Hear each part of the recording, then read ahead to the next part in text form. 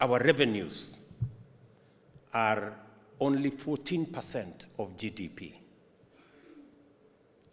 We have countries that go all the way to 30, 35%. But for the size of our economy and for our region, I am very confident that we can do between 22 and 25% of our GDP.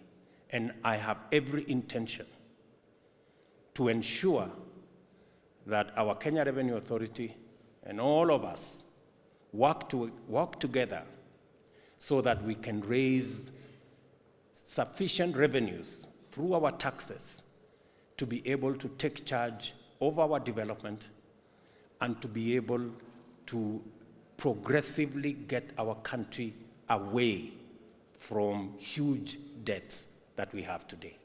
It is the moral thing to do, it is the right thing to do, and I am asking you, as I ask all of us as Kenyans, to work together towards doing that which is right and ensuring that we raise our percentage of revenue that we collect from 14 to 20, 23, 25%. That way, we can raise our revenues from the current 2.1 trillion to between 3.5 going into 4 trillion.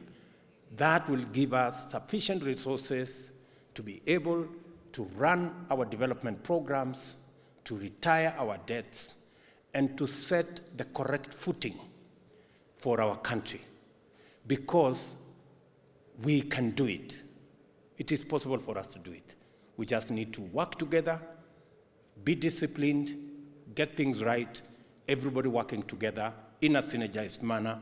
We can get our country in the right place, and I have every intention of providing the leadership for us to get there. As we work on reducing debt and borrowing and raising revenues so that we can fund our development and reduce government borrowing, we will give more space for borrowing by business, by entrepreneurs, by the private sector, so that they too can fire the engines of our growth. Because continued government borrowing at the level that we have is squeezing out the private sector, denying the private sector the resources to be able to drive their enterprises and the economy of our country.